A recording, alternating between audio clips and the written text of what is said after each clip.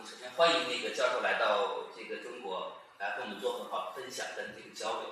那我想问你，就是您最骄傲的人生成就里面排在前3位的是什么？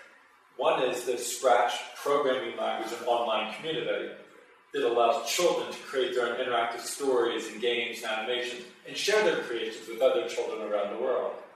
A second one would be a network of after-school learning centers that I helped to start. They're called computer clubhouses. These are places and communities where children can come and learn to express themselves creatively with new technology and build up new confidence in themselves as creators with technology.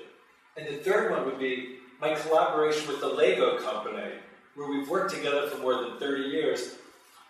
I think one thing in common across all three is that all three of those projects provide children with opportunities to design things and create things and experiment and explore. So I think that's been an underlying theme in all of my work.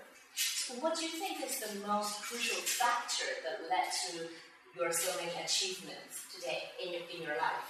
I think from my childhood, I got a sense that it was possible for me to do many things, but also I got a sense that it was important for me to do things to help other people. I grew up in a household where there was a real value associated with providing opportunities for other people, not just achieving for yourself, but providing opportunities for others.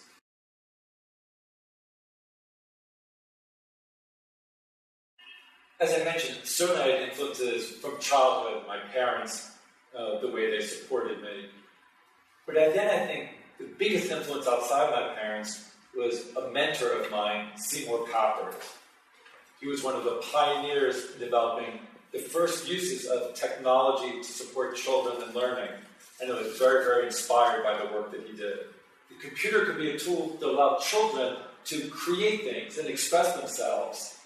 And that really appealed to me. It felt it was respectful for children and recognized the potential for children to take charge and to shape their own lives.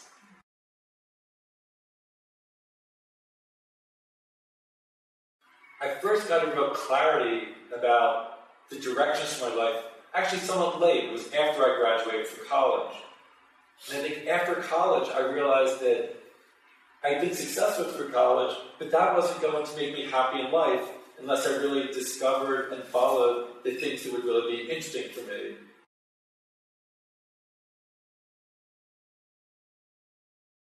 I think at age 6, that's right when I was starting first grade.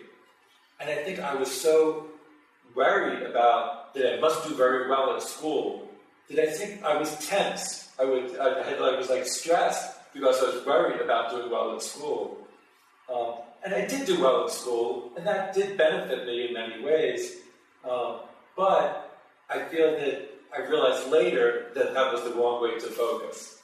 I think at age 16, I was very focused on pleasing my friends. I wanted to be accepted socially, and probably was too much focused on that. Of course, it's nice to have a network of friends, but I think I focused too much on how to please my friends as opposed to finding out what was important to me.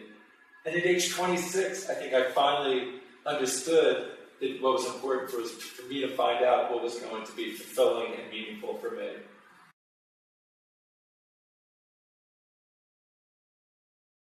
I think if you really care about the long-term happiness of your child and the long-term success of your child, then it's really most important to make sure the child is able to find a path that they find meaningful and that that they're passionate about.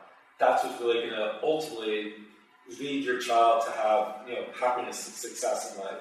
Now, doing well at school can be part of that path. It doesn't mean you have to reject that. But I want to make sure that children aren't just doing well at school for the sake of doing well at school, because ultimately that will not be fulfilling. But if they find what they're interested in and then dedicate themselves to it, they might take courses and focus on courses that will help them achieve what they want to achieve.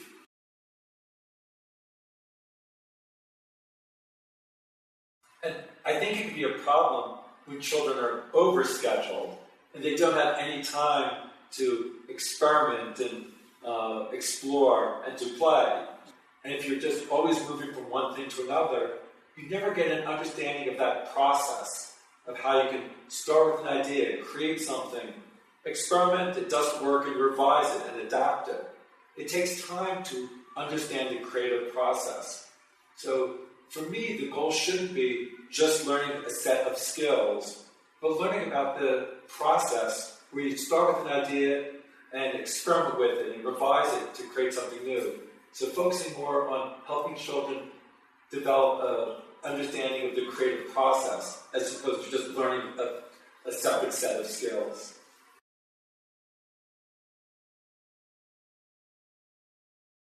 One thing I really like about MIT is it really values people diving into projects and working on projects. The focus isn't just on getting good grades, but people being able to work on projects. Even at the admissions to MIT, they don't just look at the exam scores. You can submit a portfolio about your project to say what types of things you've created.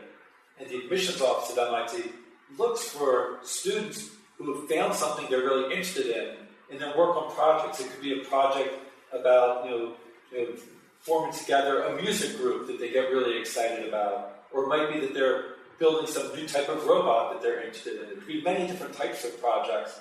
But they really like when people aren't just doing well in their school classes, but also finding something they're passionate about and working on projects to go deeper and deeper.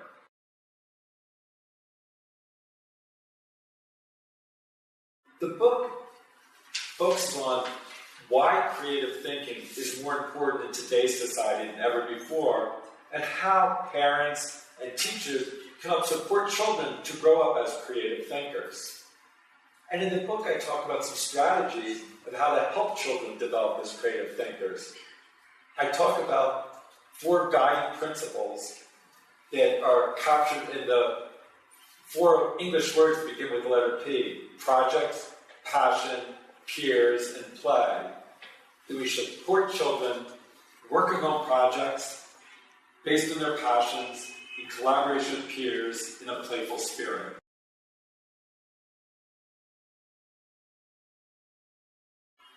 When I think about the future of education, I sometimes say I'm a short-term pessimist and a long-term optimist.